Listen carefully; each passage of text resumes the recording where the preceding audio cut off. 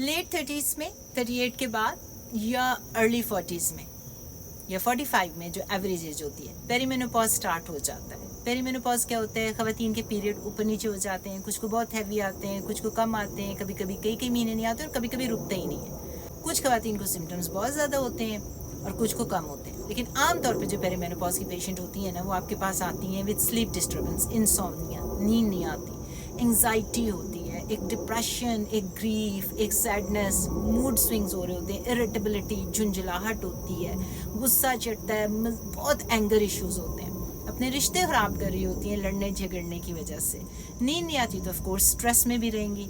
अच्छा, ये एंग्जाइटी और ये जो एक नया ऑनसेट ऑफ डिप्रेशन होता है और रोने को दिल करता है, उनको समझ नहीं आती कि हमारी पर्सनालिटी को क्या हो गया। लगता है जैसे डिप्रेशन हो गई है, जाके एंटाई एंग्जाइटी और एंटाई डिप्रेशन और स्लीपिंग पिल्स ले रही होती हैं। पेरीमेनोपॉज में जो सबसे पहला हार्मोन नीचे जा रहा होता है दैट इज प्रोजेस्टेरॉन। और प्रोजेस्टेरॉन कौन सा वाला हार्मोन है? जो कामिंग स्टेबिलिटी का हार्मोन है, आपके मूड को बेहतर बनाने वाला हार्मोन है, जो आपके गैबा रिसेप्टर्स पे ब्रेन के अंदर जाके काम कर रहा होता है। और जब ये हार्मोन खराब होगा तो ऑफ कोर्स आपको एंग्जाइटी और स्लीप इश्यूज आएंगे और डिप्रेशन होगा। ये आपको ना सिर्फ मूड को स्टेबलाइज करता है, आपकी एंग्जाइटी से आपको बचाता है, डिप्रेशन से आपको बचाता है। जब ये हार्मोन कम होता है तो आपका जो एस्ट्रोजन होता है, अगर वो सही भी है ना, तो वो ज़्यादा हो जाएगा क्वांटिटी में, क्योंकि बैलेंस ख़राब हो गया। तो आपको लगता है एस्ट्रोजन डोमिनेंस हो गया। एक्चुअली बाहर से जीनो एस्ट्रोजन, बैर एस्ट्रोजन या एस्ट्रोजन का मेटाबॉलिज्म नहीं ख़राब हुआ होता जो लिवर के अंदर है या गट के अंदर। आपका बैलेंस इसलिए ख़राब हो जाता है कि प्रोजेस्टेरॉन नीचे जाता है, तो इसको हम एस्ट्रोजन डोमिनेंस की स्टेज कहते हैं पेरीमेनोपॉज को। बहुत ट्रिकी होता है इसको ट्रीट करना। सबसे पहला ट्रीटमेंट आपने इसको प्रोजेस्टेरॉन ही देना है, काम करेगा आपके, काम का मतलब उर्दू वाला काम नहीं, CLM, यानी कि आपको रिलैक्स करेगा, आपकी एंग्जाइटी, डिप्रेशन, इंसोम्निया में हेल्प करेगा। कभी मैं 100 मिलीग्राम देती हूँ, कभी मैं 200 मिलीग्राम देती हूँ, कभी मैं नॉन स्टॉप देती हूँ पूरा महीने के लिए, और कभी मैं साइक्लिकल देती हूँ।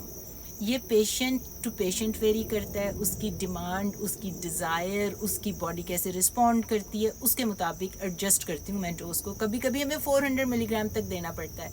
ये बायोरेंटिकल होता है, नेचुरल होता है, जब हम इसको माइक्रोनाइज्ड प्रोजेस्टेरॉन के तौर पे देते हैं। यूके में ये यूट्रोजेस्टन के नाम से आता है, पाकिस्तान में ये यूप्रोजेस्ट के नाम से आता है, और जो अमेरिका में माइक्रोनाइज्ड प्रोजेस्टेरॉन आता है प्रोमीट्रियम के नाम से आता है। कुछ लोग इसको टॉलरेट नहीं कर पाते, जिसकी वजह से मुझे उसकी डोज को एडजस्ट करना पड़ता है। उनको लगता है नींद बहुत आ रही है, ग्रॉगी हो रहे हैं, या उनको हैवीनेस हो रही है, चक्कर हो रही है, डिजीनेस हो रही है, उनकी तबीयत ख़राब हो रही है।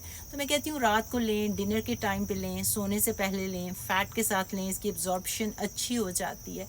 तो जो प्रोजेस्टेरॉन है उसको आपने पहले देना है पेरीमेनोपॉज में, उसके बाद देखना है कि आपने कैसे आहिस्ता आहिस्ता एस्ट्राडायोल की डोज देनी है। और प्रोजेस्टेरॉन जो आप माइक्रोनाइज देते हैं वो बायोरेंटिकल होता है, नेचुरल होता है, वही वाला हार्मोन होता है जो आपकी ओवरीज बना रही होती हैं after ovulation in a younger female.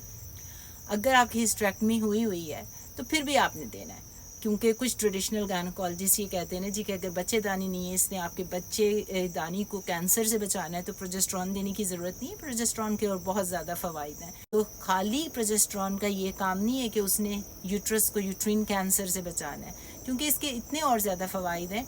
चाहे हिस्टेरेक्टमी हुई है या नहीं हुई, आपने दोनों को रिप्लेस करना है according to the response of patient. इसकी वजह से आपको BHRT प्रोवाइडर के पास जाके ये चीज़ें डिस्कस करनी चाहिए, बगैर किसी एंटाई डिप्रेशन, एंटाई एंग्जाइटी शुरू किए, स्लीपिंग पिल शुरू किए। पहले अपने हार्मोन्स को फिक्स कीजिए पेरीमेनोपॉज में।